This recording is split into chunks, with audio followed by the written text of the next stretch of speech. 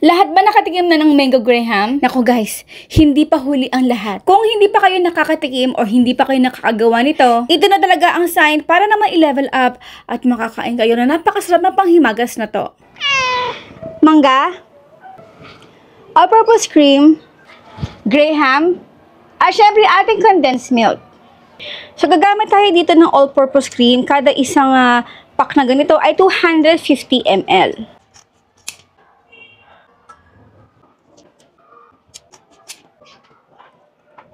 Para naman sa ating mapatamis, syempre ating condensed milk, pero konti lang. Ating maliit na mangga. Bago kayo mahawak, make sure syempre na malinis yung ating mga kamay.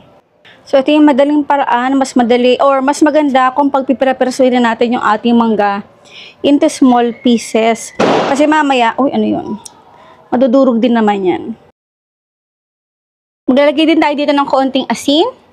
Dapat mas malaking bowl gamit natin. Ayan na nga. Ayan na nga. Kuha tayo na paraan. Wala akong available na malaki-laking bowl. Kaya ito yung gagawin natin. Meron kasi ako dating pantakip ng cake, yung mixer.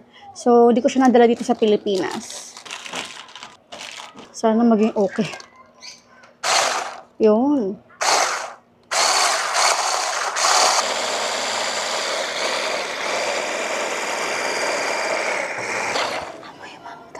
Ang bango. Okay. So, next na gagawin naman natin, meron ako ditong 7x7 inches na square pan.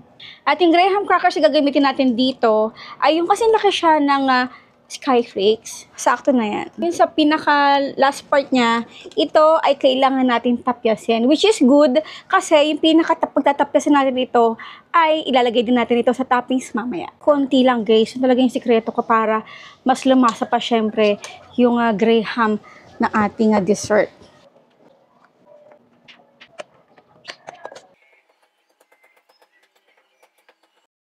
Ulit-ulitin na natin yung procedure hanggang sa kumunti na yung ating pinaka-cream. At ang ating last layer. Matanong ko nga guys, nakailang layer tayo ng graham? Paki-comment naman sa comment box section. At para naman sa ating topping, isisimplihan na lang natin.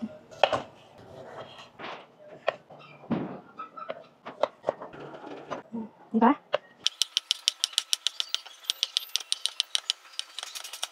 Ay, kapag nahiwa na natin lahat ng ating mangga, ganito yung aking simpleng tricks. Ay.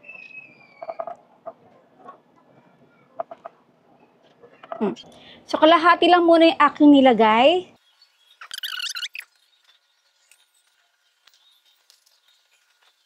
At ito naman yung mga pinaghiwaan natin kanina. Diba? Walang tapon. Maganda talaga itong 7x7 inch na square pan.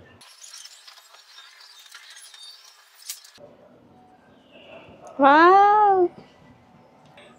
Ganda, guys! O, diba? Parang professional na yung gumawa. Anyway, ito ay ilalagay ko sa freezer overnight. At kinabukasan ay ilalagay ko na ito o itatransfer ko ito sa ref para naman hindi siya masyadong matigas kapag ito ay kakainin natin. Napakadali nitong hiwain, especially kapag ito ay nakalagay lang sa normal ref, hindi sa freezer ha, na mga ilang oras muna bago ito iserve. Tuwing Pasko ay talaga namang in-embrace natin itong panghimagas kasi napakadaling gawin at yung mga ingredients nito ay napakadaling bilhin dito sa Pilipinas. Kaya naman isa ito sa mga panghimagas na hindi talaga mawawala sa kahit anong handaan, Pasko, bagong taon, birthday, at kahit ano pa. At habang sa tumatakbo ang taon ay marami na rin talaga iba't ibang klaseng flavor or paraan sa paggawa ng panghimagas na ito. So kaya guys, ano ang inyong paborito na gawa sa graham? Paki-comment naman sa comment box section. Bye!